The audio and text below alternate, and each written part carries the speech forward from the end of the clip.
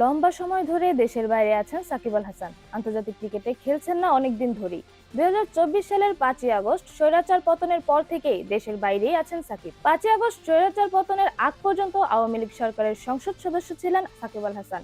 এছাড়া জুলাই আগস্টে ছাত্র জনতার তীব্র আন্দোলনের মুখেও সাকিব ছিলেন নিশ্চুপ। সব মিলিয়ে সাকিবের প্রতি জনরোষ ছিল তীব্র, যে কারণে পরে দেশে ফেরার সব উদ্যোগ নিয়েও শেষমেশ আর দক্ষিণ আফ্রিকা সিরিজে টেস্ট খেলতে দেশে ফেরা হয়নি সাকিব আল হাসানের। বর্তমানে যুক্তরাষ্ট্রে পরিবারের সাথে আছেন সাকিব। 3 বাচ্চা এবং স্ত্রীর সাথে সময় কাটাচ্ছেন। দেশে ফিরতে না পেরে কি মন কাঁদে সাকিবের? জাতীয় দৈনিক সময়কালকে দেওয়া এক সাক্ষাৎকারে সাকিব আল হাসান বলেছেন, নিজের দেশে যেতে না পারলে তো খারাপ লাগেই, এটা খুবই স্বাভাবিক একটা ব্যাপার।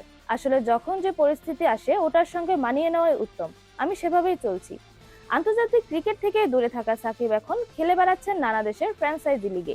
জাতীয় দলের কেন্দ্রীয় চুক্তিতেও নেই সাকিব। এসব লিগে খেলে কি পর্যাপ্ত আয় হচ্ছে সাকিবের? জবাবে সাকিব বলেছেন, এত কিছু আসলে চিন্তা করি না, এখনো খেলতে ভালো লাগছে তাই খেলছি। খেলা ছাড়ার পর কোচিং বা পরামর্শক হিসেবে ক্রিকেটের সাথে দেখা যাবে কি সাকিবকে?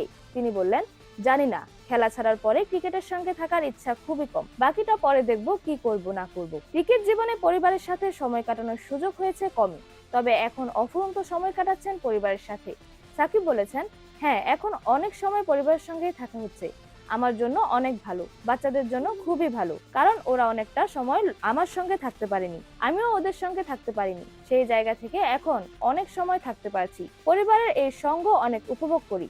ভালো লাগে যুক্তরাষ্ট্র যে জায়গাটায় আছি, এখানে সবকিছুই আছে। সাকিব যখন দেশের বাইরে তখন দেশে বিসিবি নির্বাচন নিয়ে চলছে তোলপাড়।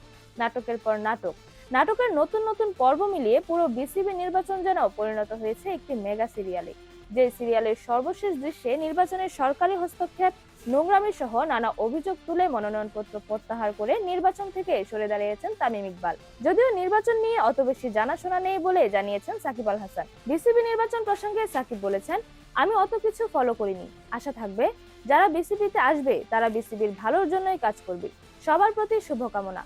নির্বাচনের খবর খুব একটা দেখা বা পড়া হয় না, স্বাভাবিকভাবেই আমার জন্য বলা কঠিন আসলে কি হচ্ছে। এ বিষয়ে মন্তব্য না করাই ভালো, যেটা জানি না সেখানে কিছু বলা ঠিক হবে না।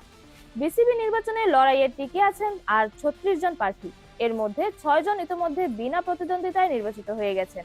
বাকি আছে আরো 17টি পরিচালক পদ। এর বাইরে জাতীয় ক্রীড়া পরিষদ মনোনীত পরিচালক সহ মোট 25 জন পরিচালক নিয়ে গঠিত হবে বিসিবির আসন্ন বোর্ড। আগামী 6 অক্টোবর অনুষ্ঠিত হবে বিসিবি নির্বাচন। এরকমই আরো নতুন নতুন খেলার আপডেট পেতে অবশ্যই চ্যানেলটি সাবস্ক্রাইব করে রাখুন। ধন্যবাদ। Flavours news.